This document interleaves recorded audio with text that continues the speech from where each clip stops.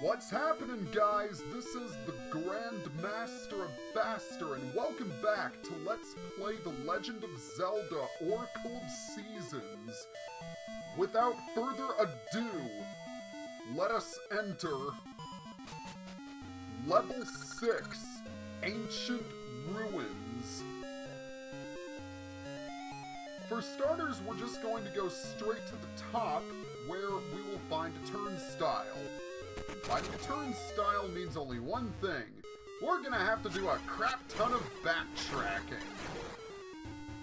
And given the fact that these are ancient ruins, it's only natural that we find pits, snakes, and mummies. All that good stuff. Yes, Link is channeling his inner Indiana Jones, except instead of a bullwhip, he's armed with a sword. Yeah, try not to fall down pits. That's bad. Okay, so we circle around, and you might think this is all pointless, but remember, we will be approaching the turnstile as it rotates in a different direction. Of course, watch out for fireball-throwing statues. I still have no idea how they work. Anyway, we're back in this room, but now that we made a complete loop, we can head to the left. Very nice. Now, if memory serves, yes, this is where we need to be. So we gotta knock this hard hat beetle into the pits, and then what we want to do is we want to hop across and get to the other side, because then we are able to use the magnetic gloves. Oh, there it is. For a minute there, I thought it wasn't going to appear. Ah! And no, the magnetic glove, that orb will not work on the spark. Which is a shame, because given how mighty that orb is, you would think it would affect it, but no. Alright. One thing I should also mention, this place is big.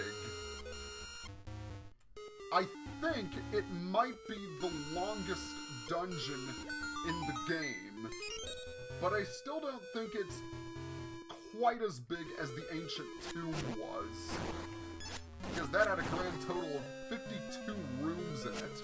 Don't know how much this one has, but it probably comes close.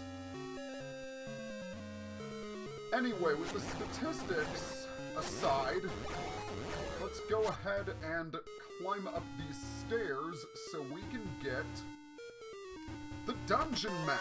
Very nice. Okay. There are a grand total of 5 floors.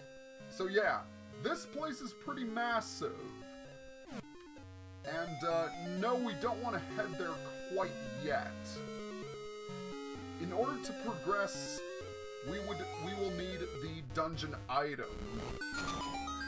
And although the dungeon item is not quite as cool as the magnetic gloves are, it's still a pretty sweet item to have. Now, all I need to do is I need to get to the upper section of the room. Meaning I'll have to go around again. Yeah, at first navigating this place is a pain in the butt.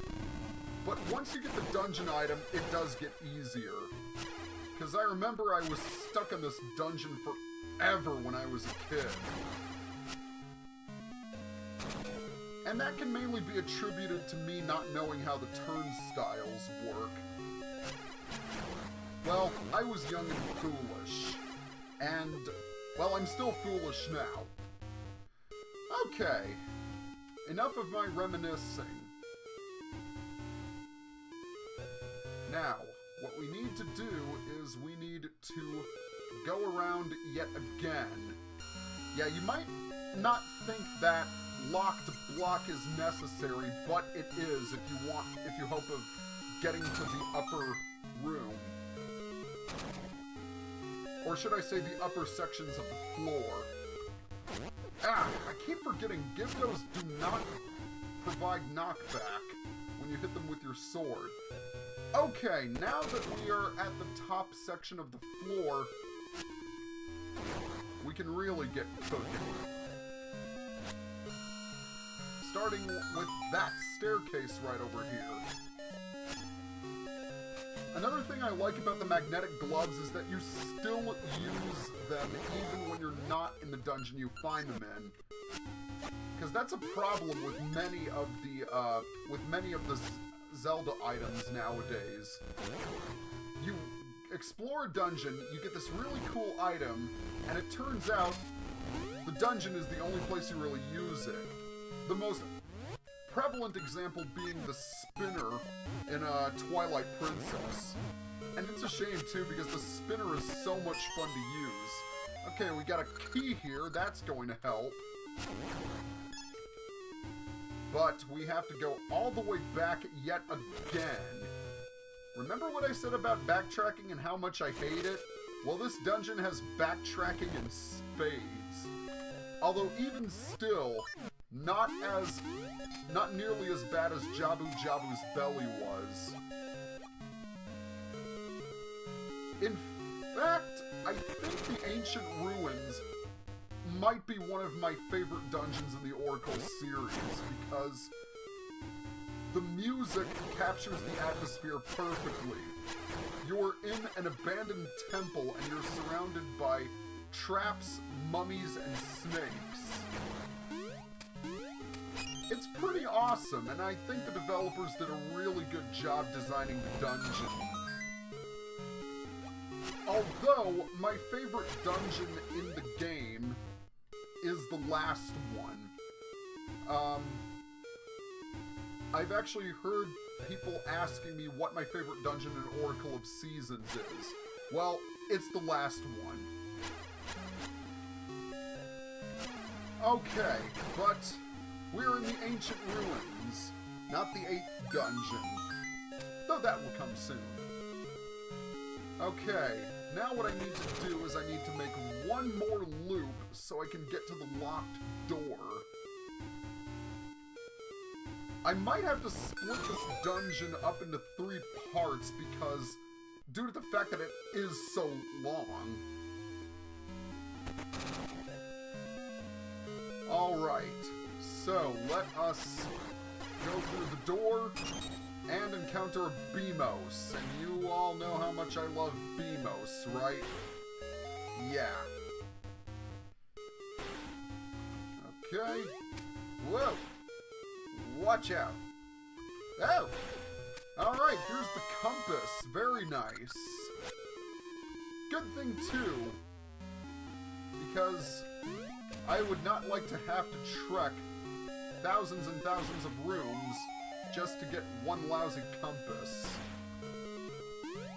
Okay, so in this room you'll want to take out the keys first so they don't get in your way. And you'll want to have your Pegasus seeds equipped. Now, use a Pegasus seed, hit the switch, and quickly run to the bridge. Remember what I said about traps? I wasn't joking. Okay, so here we are with more Dibdos. And we have a bombable wall here. Is it just me, or were the Gyptos much more threatening in the 3D Zelda games? I guess that makes sense, since they could grab and bite you. Anyway, something to think about. Now, be careful that you don't touch the Armos here, because they are real. Okay, we've got 5 rupees, but the Armos will come to life. Ah, screw it. We're just gonna use the big Goron sword to take them out. Okay. All of them have been disposed of. Alright, so some Hooded Stalfos next. I do know that this dungeon in particular uses the enemy scenario a lot. I mentioned the enemy scenario in some of my previous videos, and a lot of people were confused as to what exactly that was. Simply put, the enemy scenario is a situation in where you have to defeat all enemies in order to unlock the door. Okay, so some spiked beetles now. Whoa! Okay. Let's get rid of you guys, because you guys are jerks. 1 and 2. There we go. Okay, now you'll want to move this trampoline to the colored tile.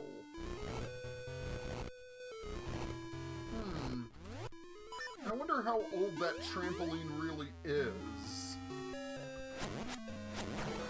In fact, I wonder what inhabited these ruins several thousand years ago.